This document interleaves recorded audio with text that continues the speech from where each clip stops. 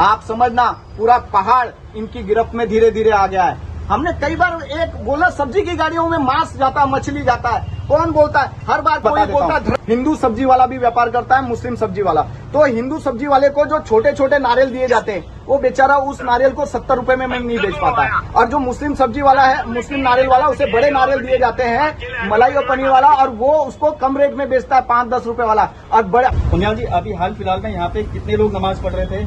यहाँ पे आप समझना 7-8 की संख्या थी। लेकिन यहाँ पे वो जो लोग थे, कोई सहारनपुर से आया था, कहीं कहने से, ये सिर्फ देखो बचाव की बात होती है। यहाँ पे कालीन बिछी हुई है, कालीन में बिछने के बाद यहाँ किस तरह से सामान लेना है, किस तरह के लोगों को व्यापार करना है, कहाँ कहाँ तक आपने फैल जाना है, किन लोगों से सामान करना है, खरीदना है, किन लोगों को आपको ऊपर पहाड़ों में कबाड़ का सामान हिंदू से लेना है या मुस्लिम से लेना है, किसका प्रचार करना है, ये सारा का सारा पूरा प्लान है। क्योंकि एक सब्जी वाले का मैं बता देता हूँ, हिंदू सब्जी वाला भी व्यापार करता है, मुस्लिम सब्जी वाला।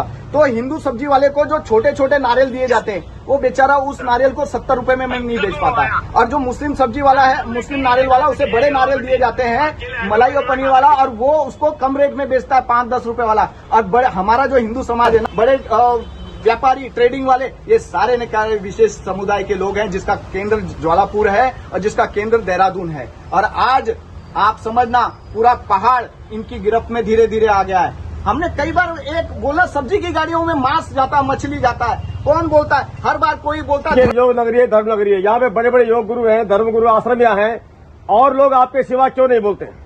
देखिए, हम लोग जो व्यक्ति का निर्माण संघ द्वारा किया जाता है, उसे अपने राष्ट्र के लिए निर्माण, राष्ट्र के लिए एकदम बोलते हैं ना कि राष्ट्र की रक्षा के लिए, उसकी सेवा के लिए खड़ा किया जाता है। हमारे लिए राष्ट्र सर्वप्रथम है, हमारे लिए राज्य सर्वप्रथम है। ये हम जहां हम रहते हैं वो देवभूमि हमारे लिए प्रथम है। हम उस नीति से कार्य कर रहे हैं, हम अपने सभी भाई बहनों को बचाने के लिए कार्य कर रहे हैं। अब और जो लोग हैं, उनकी कहीं ना कहीं पद की लालसा होती है। किसी का पद का होगा, किसी का राज्य मंत्री का होगा, किसी का विधायक का होगा, किसी का सांसद का सपना होगा। आप सही मायने में समझना, जिस दिन पहलगांव में हमला हुआ था, पहलगांव में जब गोली मारी गई थी, किसी से पद नहीं पूछा था, किसी से ये नहीं पूछा था तू राज्य मंत्री है, किसी से ये नहीं पूछा था तू विधायक है। उसका ना पद पूछा ना कद पूछा, उसे सिर्फ पूछा कि उसका धर्म क्या है। उसने जैसे ही बोला हिंदू, उसे गोली मार दी। तो ये जितने पद वाले हैं ना, हमें तो बोला नेपाल भी आपने देखा ना, वो पद वाले हेलीकॉप्टर के नीचे पकड़ के उड़ गए। वो बांग्लादेश भी देखा ना आपने, जो सड़कों में जिसने हजारों मुस्लिमों का घर किया है, के लिए भी ऋषिकेश से भागेंगे, देहरादून के लोग नहीं जागेंगे।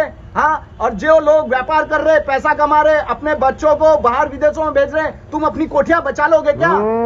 तुम अपनी कोठियां बचा लोगे? कुछ नहीं बचा पाओगे। और धर्म रक्षक के लिए उंगली उठाओगे कि कहाँ है? मतलब तुम्हारे हगने मुतने के, पुठे धोने का भी काम धर्म रक्षक करेंगे क्या? कुछ तुम खुद भी कर लो। चलिए फिलहाल